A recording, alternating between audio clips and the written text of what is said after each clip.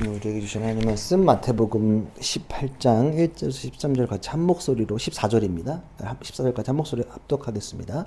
그때 제자들이 예수께 다가와서 물었다. 하늘나라에서는 누가 가장 큰 사람입니까? 예수께서 어린이 하나를 곁으로 불러서 그들 가운데 세우시고 말씀하셨다. 내가 진정으로 너희에게 말한다. 너희가 돌이켜서 어린이들과 같이 되지 않으면 절대로 하늘나라에 들어가지 못할 것이다.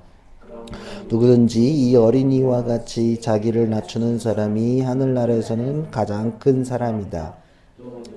내 이름으로 이런 어린이 하나를 영접하면 나를 영접하는 것이다. 나를 믿는 이 작은 사람 가운데서 하나라도 걸려 넘어지게 하는 사람은 누구라도 차라리 그 목에 큰 맷돌을 달고 깊은 바다에 빠지는 편이 낫다. 사람을 걸려 넘어지게 하는 일 때문에 세상에는 화가 있다. 걸려 넘어지게 하는 일이 없을 수는 없으나 걸려 넘어지게 하는 일을 일으키는 그 사람에게는 화가 있다. 내 손이나 발이 너를 걸려 넘어지게 하거든 그것을 찍어서 내버려라. 내가 두 손과 두 발을 가지고 영원한 불 속에 들어가는 것보다는 차라리 손이나 발 없는 채로 생명에 들어가는 편이 낫다. 또 내 눈이 너를 걸려 넘어지게 하거든 빼어버려라. 내가 두 눈을 가지고 불 붙는 지옥에 들어가는 것보다는 차라리 한 눈으로 생명에 들어가는 편이 낫다. 너희는 이 작은 사람들 가운데서 한 사람이라도 업신여기지 않도록 조심하여라. 내가 너희에게 말한다. 하늘에서 그들의 천사들이 하늘에 계신 내 아버지의 얼굴을 늘 보고 있다. 너희는 어떻게 생각하느냐? 어떤 사람에게 양 100마리가 있는데 그 가운데 한 마리가 길을 잃었다고 하면 그는 99마리를 산에다가 남겨두고서 길을 잃은 그 양을 찾아 나서지 않겠느냐? 내가 너희에게 말한다. 그가 그 양을 찾으면 길을 잃지 않은 99마리 양보다 오히려 그 한 마리 양을 두고 더 기뻐할 것이다.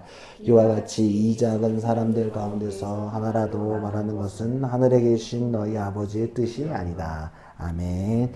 이 하나님의 말씀입니다. 오늘은 주류와 비주류라는 제목으로 말씀 나누려고 하고요. 제가 정리를 해보니까 3번 더 하면 될 것 같고, 나머지 본문은, 뭐, 다음 주 거는 마태복음만 있는 건 아닌데, 다른 누가복음에 짧게밖에 없어서, 그러니까 그 마태복음만 좀 남아있는 본문들만 좀 3번 정도 다루고, 그 다음에는 이제 사사기로 넘어가도록 하겠습니다. 그래서 아마 5월, 다음 주가 이제 5월 첫 주니까, 5월 중순 넘어서 사사기로 사사기를 계속 준비하고 있는데 넘어가도록. 사사기 좀 어려울 것 같긴 한데 또 재밌을 것 같다는 생각. 여러분들 아마 그 사사기 하면은 뭐 몇 명 안 들어봤겠지만 하여튼 재밌을 것 같습니다. 기도 많이 해주십시오. 여튼 저는 3대째 모태신앙으로 자라났습니다. 할아버지가 믿음 생활을 시작함으로써 지금까지 이어지고 있습니다. 신앙적 배경은 여러 가지가 섞여 있는데 아버지가 제가 좀 어릴 때 대학 2학년 돌아갔으니까, 그리고 또 아버지랑 사실 저는 좀 떨어져 살았어가지고 청소년기 때 아버지랑 못 보냈는데, 근데 아버지의 행동이나 이렇게 좀 제가 이렇게 좀 복기를 해보면 아버지는 지성적 탐구의 신앙을 하셨던 것 같아요. 그래서 아버지가 사실 독서를 굉장히 많이 하셨고, 사실은 일본어를 독학하시면서 일본 책을 늘 읽고, 저는 좀 그런 문화적인 배경이 있어서 늘 이제 좀 그런 게 있었고, 또 어머니는 이렇게 뭐 체험적인, 흔히 말하면 순복음 영성 같은 펜타코스트 영성이 조금 지금도 가득한 신앙생활을 하시는 거죠. 저와 좀 결이 좀 다른데, 뭐 여튼 이런 배경에서 어울려서 제가 좀 살았던 것 같아요. 그래서 이렇게 좀 돌아보면 교회 신앙이 없이는 어쩌면 제 인생이 설명이 안 될 지경입니다. 왜냐하면 태어나기 전 서원당한 모든 이들이 가지고 있는 탄생 설화가 저도 있죠. 한나 사무엘 같은 그런 이제 상황이 저희 집에 존재했던 것 같습니다. 그래서 제가 태어났고 완전 한나의 마음으로 저를 이제 강제적으로 서원했겠죠. 그래서 뭐 서원된 상태에 뭐 이렇게 자라온, 어렸을 때부터 그렇게 좀 주입당하면서 커왔던 게 있었다는 거죠.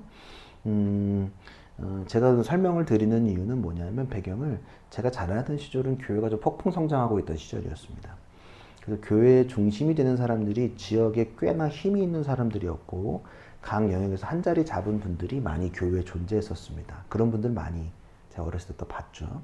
그리고 많은 헌신자들이 쏟아져 나오는 시절이기도 했습니다. 그래서 정말로 신학교 가는 것이 꽤 경쟁률이 높았습니다. 좋은 학교를 가지 않고 신학교에 입학하는 경우가 허다했습니다.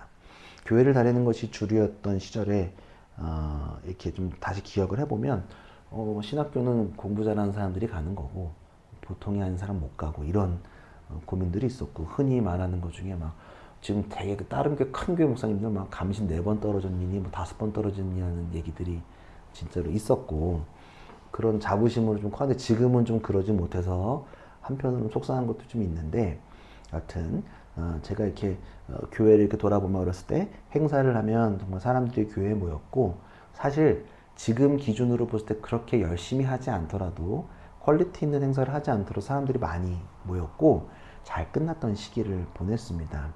그래서 제가 어렸을 때는 장로 대통령을 만들기 위한 노력을 강대상에서 노골적으로 하는 것들이 이뤄진 시기였고 당연히 저도 장로 대통령이 필요하다고 생각을 했던 시절이었습니다. 그런 배경을 들여다 보니 제가 목사를 성공해야 되는 자리로 인식되어져서 신학교에 입학했던 것 같습니다.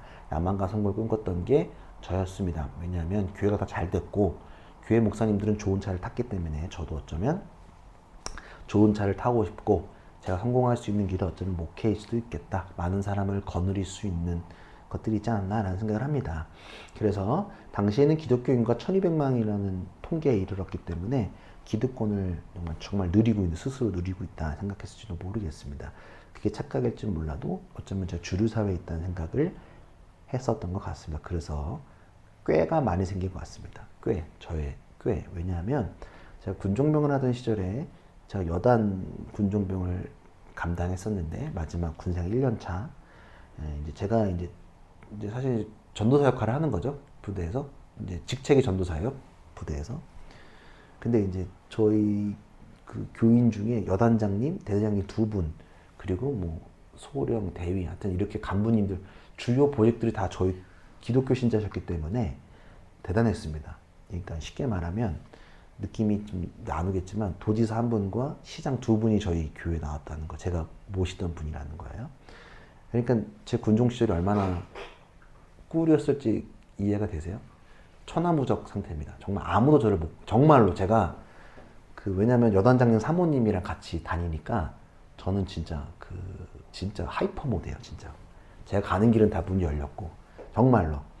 그러니까 저는 눈을 치워본 적이 없습니다, 부대에서. 예, 다 치워줬습니다. 다른 부대원들이. 교회 눈을 그 부대원들이 치워줬었고 풀이 자라면 제가 베야 되잖아요, 교회 주위에. 정말 그때는 무슨 폐교인지 모르겠지만 우리 집사님이시니까 대대장님한테 전화해서 풀 많이 자랐다고 좀 베어달라고 하면 한 30분 이내로 병사들이 와서 풀을 베어줬던 기억이 있습니다. 저는 가볍게 초코파이랑 여름이면 아이스크림 올려놓은 거 제공하면 됐고 또 그들이 원하는 니즈만 그때그때 좀 채워주면 괜찮았고 그리고 뭐 영외를 지금 어떨지 모르겠고 영외를 마음대로 왔다 갔다 했었고 뭐 점심에는 저희 교회에서 제가 삼겹살 구워 먹었죠. 군정부가 불러가지고 점심 잘 안 먹고 이게 상상이 잘 안 되겠죠. 엄청 특권을 줬습니다. 그러니까 아무도 저를 못 건드리는 하이퍼 상태였다는 거죠. 그러니까 이런 배경에서 제가 이렇게 꾸준하게 자라왔다면 여러분 어떤 느낌 들었을 것 같아요? 그러니까 저도 모르게 권한은 없지만 기득권을 누리는 듯한 착각에 살고 있었던 것 같습니다. 얼마나 우습게 바뀌었어요, 세상을. 그죠? 교회 안에 있으면 내가 얼마나 높은 건 아니지만 높은 인식을 하고 있을지 생각을 해봅니다. 왜냐하면 지금 어린 시절에 전도사 대우를 받고 정말로 왜냐하면 저희 행보관님이 저한테 반말을 안 하셨어요. 신학생이라고. 그냥 막 하시면 되는데 아직도 우리 채말룡 안수 지금 장로님 되셨는지 모르겠는데 채말룡 안수집사님은 저한테 늘 성민 형제라고 불렀어요. 상사가 상병한테 상상이 잘 안 되시죠?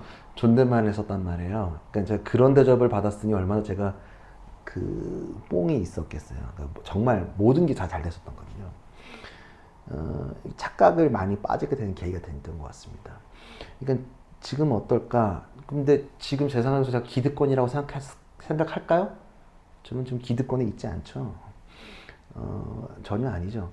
그냥 들어보니까 특권을 누리고 있었다는 거라고 생각되어져요. 지금은. 근데 그때는 당연하게 주어져야 되는 어떤 권한 같은 거라고 생각이 들어서 지금 보니까 특권이었던 거지 그때는 뭐 당연하게 제가 누려야 되는 그리고 신학생의 길을 가는 그 한참 얼마나 뽕에 찼겠어요.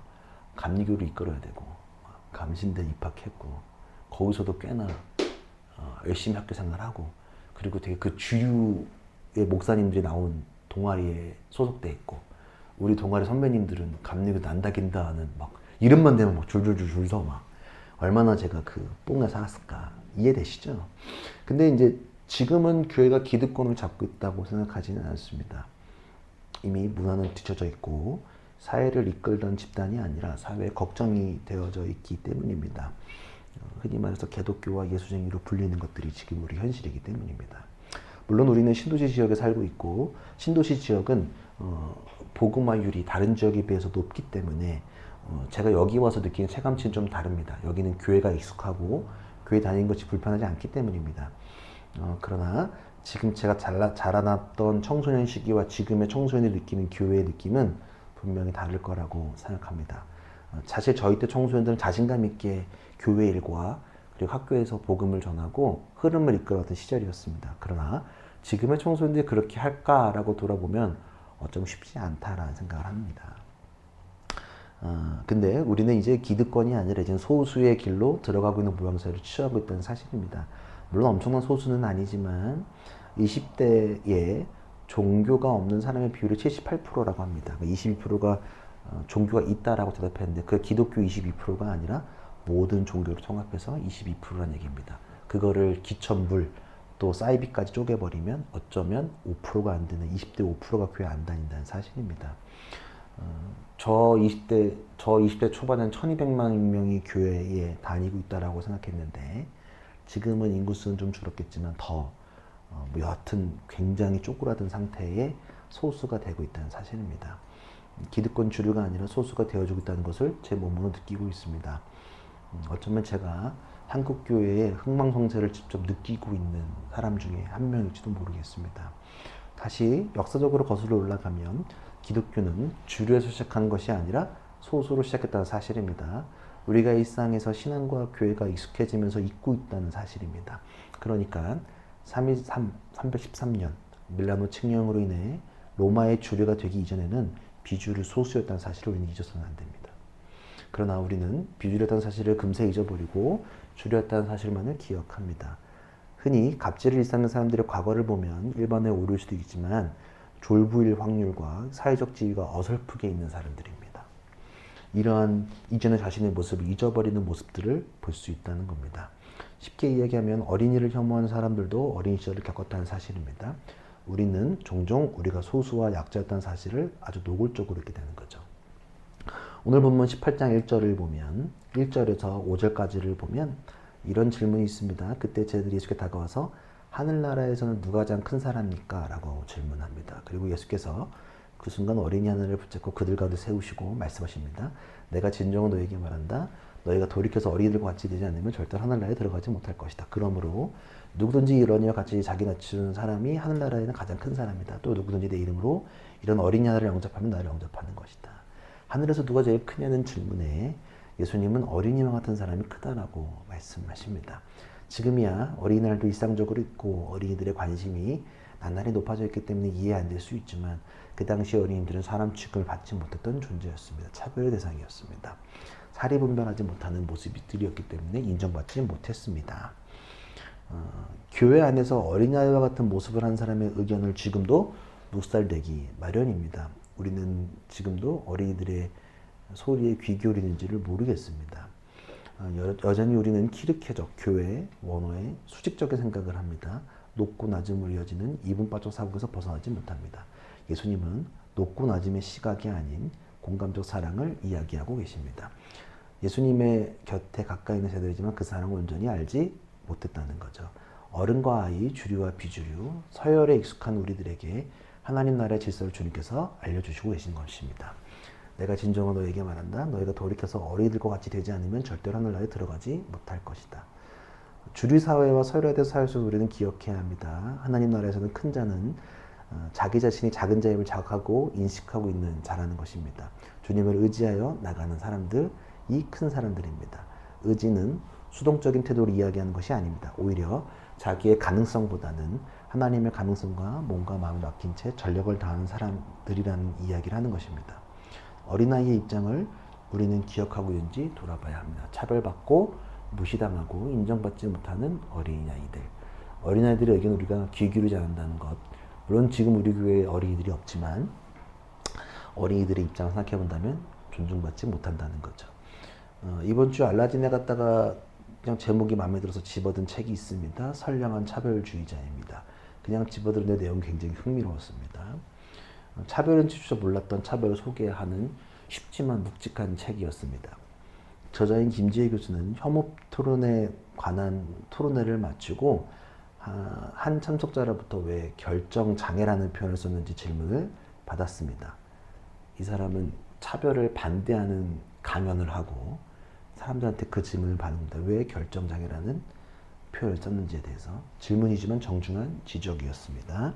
저자는 그 순간 비로소 자신이 장애라는 말을 어떻게 사용하고 있는지조차 몰랐던 것을 깨달았습니다. 저자는 대학 입학 후 처음 들어간 동아리가 수화 동아리이고 사회복지학과 법학을 전공하면서 인권을 공부했고 장애인의 권리와 법에 관한 수업을 들었고 게다가 가족 중에 장애인이 있어 사정을 안다고 생각했지만 자신이 장애인을 차별하고 있다는 사실을 믿을 수 없었다고 합니다. 차별은 이렇게 은밀하고 집요하게 이루어지고 있다는 사실을 저자의 글을 통해 제가 깨달았습니다. 저자는 한 가지 더 소개합니다. 예컨대 이런 얘기를 하더군요. 누구든지 한국인 다 되었네요 라는 말이 이주민에게 모욕적인 표현이고 희망을 가지세요 라는 말이 장애인에게 같은 의미라고 설명한다면 당혹스러워한다는 것입니다. 이 말은 얼핏 칭찬이나 격려처럼 들리기 때문입니다. 물론 칭찬과 격려의 의도가 있었겠지만 말이죠. 그러나 이주민에게 한국인이 다 되었다는 말은 자신이 아무리 한국에서 오래 살아도 우리는 당신을 온전히 한국인으로 생각하지 않는다는 전제가 깔려있기 때문에 모욕적이고 굳이 한국인이 되고 싶지 않은데 한국인이 된다는 말을 칭찬으로 받아들여야 한다는 생각은 폭력적이라는 거죠. 흥미로웠습니다. 장애인들에게 희망을 가지라는 말 역시도 모욕적이라는 거죠. 희망을 가지라는 건 장애인의 삶에는 희망이 없다는 것을 전제하는 것이라는 거죠. 자신의 기준으로 타인의 삶의 가치를 매기는 것이기 때문이라고 합니다. 설령 장애인이 사회조건으로 인해 생활에 어려움이 있다고 해도 장애인에게 희망을 가지라는 것이 이상하다고 지적합니다. 장애인이 희망을 가져야 되는 건 차원의 문제가 아니라 사회가 변해야 될 문제이기 때문입니다. 저자는 되게 재밌었는데 저자는 불평등과 차별에 대해 연구가 진행되는 학자들은 비로소 평범한 사람들이 가진 특권을 발견했다고 합니다. 우리는 특권을 이미 가지고 있는 사람들이라는 거죠. 이것이 되게 노력해서 얻은 게 아니라 되게 일상적으로 가지고 있는 조건이라서 많이 눈치 못 챈다고 하는 거죠. 예를 들어 가진 자 여유가 있기 때문에 우리가 비행기 탈 때 비즈니스를 타지 않은 이상 특권이라고 생각하지는 않죠. 근데 시외버스 좌석에 앉아서 자신이 특권을 누리고 있다는 생각은 가지는 생각은 없습니다. 그러나 휠체어를 사용하는 누군가가 시외버스를 타겠다고 하기 전까지는 전혀 모른다는 거죠. 근데 시외버스를 타려는 시도를 할 때 이게 엄청 특권이라는 사실을 깨닫게 되는 것입니다. 저도 생각 못했던 부분입니다. 남이 갖지 못하고 나는 가진 어떤 것, 그것이 특권이다라고 저자는 말하고 있더라고요. 나에게는 아무런 불편함이 없는 구조물이나 제도가 누군가에게는 장벽이 되는 그때 우리가 누리는 특권을 발견할 수 있다고 얘기하는 것입니다. 비장애인을 중심으로 사는 질서 속에서 바라보면 버스 계단을 오르지 못하는 것은 장애인의 결함이고 다른 사람에게 부담을 주는 행위이니까 비장애인보다 돈을 더 내는 것이 공정하다는 결론이 나오게 될 수도 있다는 거죠. 이를 저자는 기울어진 공정성이라고도 얘기를 합니다. 제가 이러한 데 공감한 이유는 뭐냐면 제가 그렇기 때문에 이런 생각을 저도 하고 있었기 때문인 것 같습니다. 강자의 대열에 끼어본 적도 없으면서 늘 강자의 로 살았고 결과적으로 나와 다를 바 없는 이웃을 차별하고 그들을 공경에 빠뜨렸던 것 같습니다.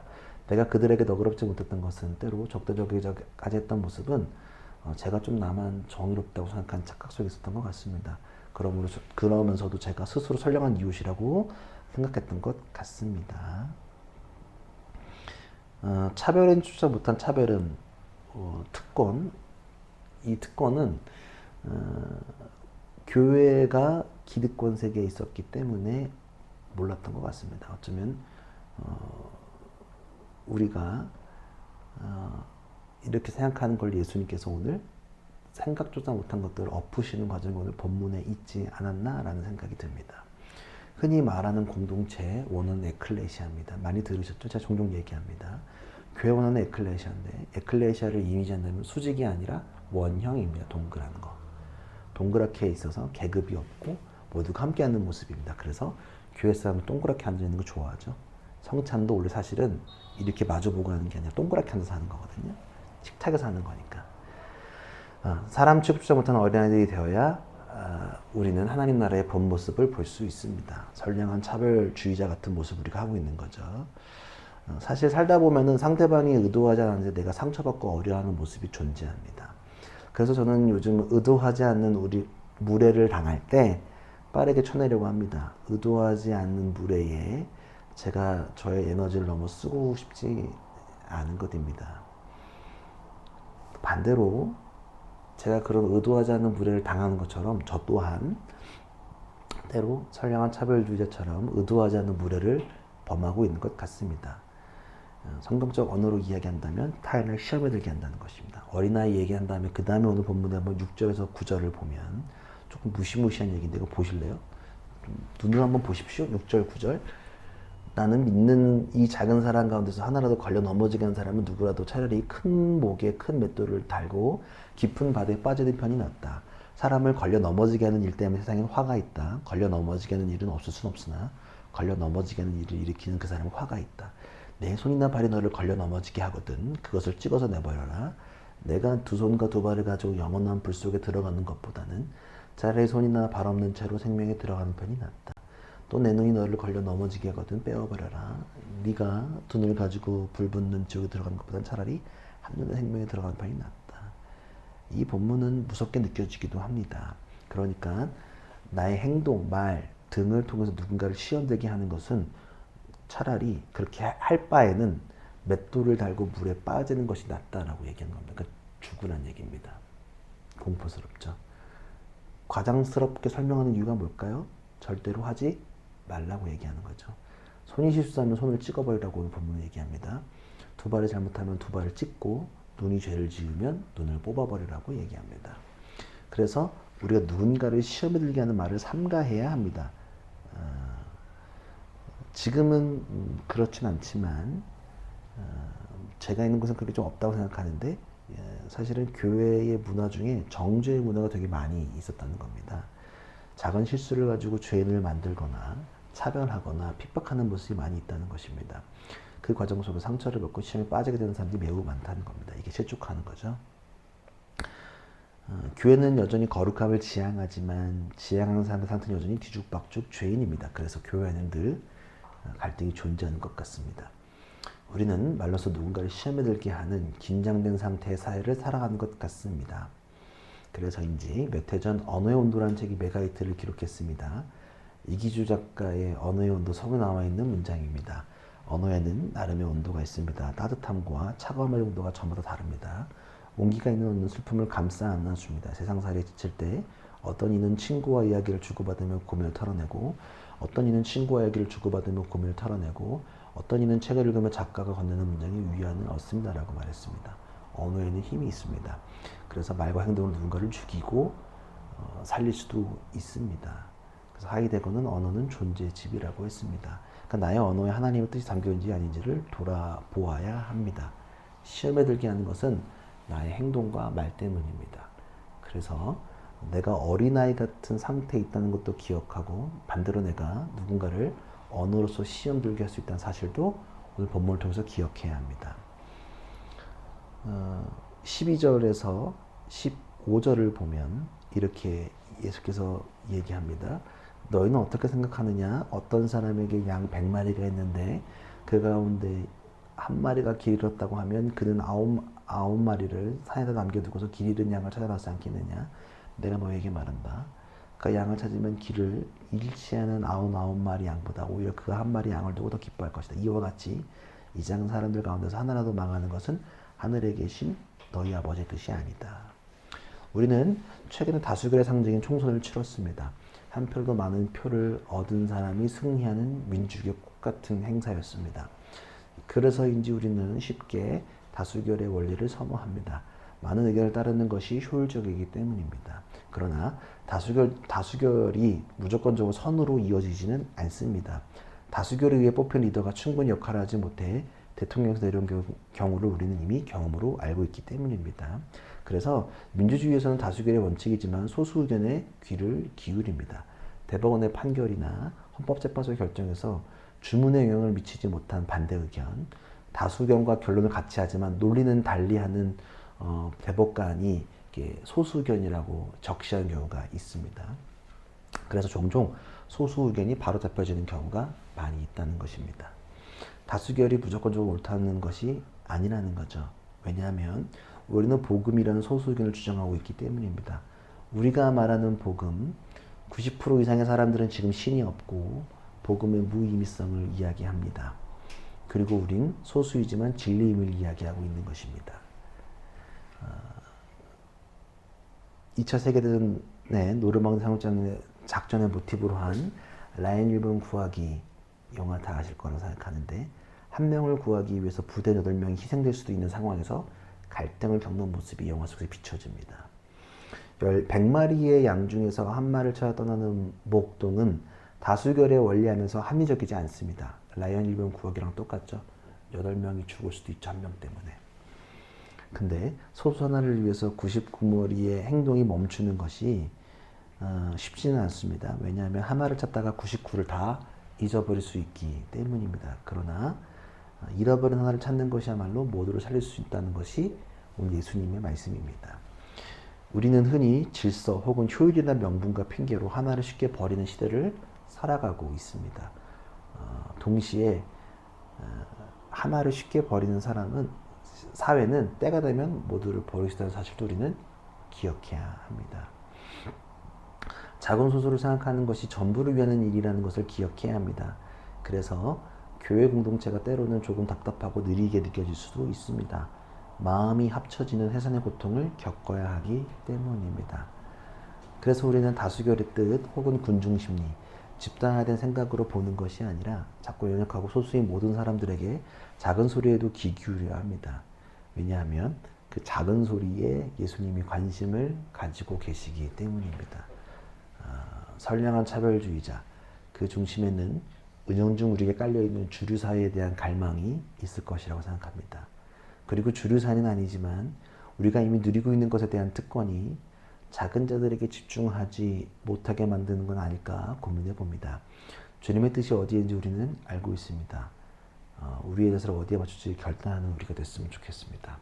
어린아이도 당신 소수였습니다. 그리고 어린아이가 되라고 주님은 말씀하십니다. 어린아이처럼 정말 있는 그대로 받아들이고 사람을 사랑하고 친구할 수 있는 관계를 주님께서 요구하시는 거고, 또 어린아이의 시각을 가지면서도 타인에게 시험 들게 하지 말아라.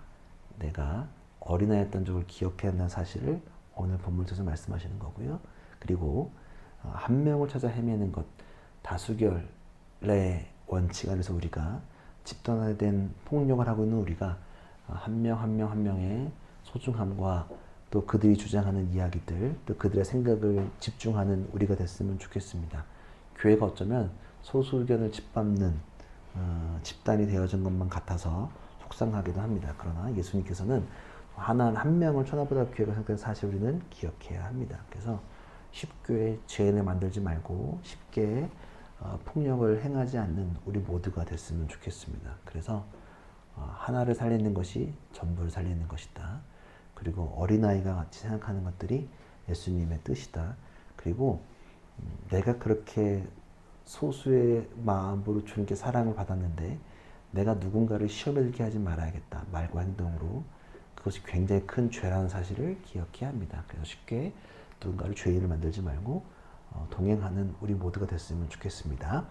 우리 함께 기도하면서 주께 나아갑시다.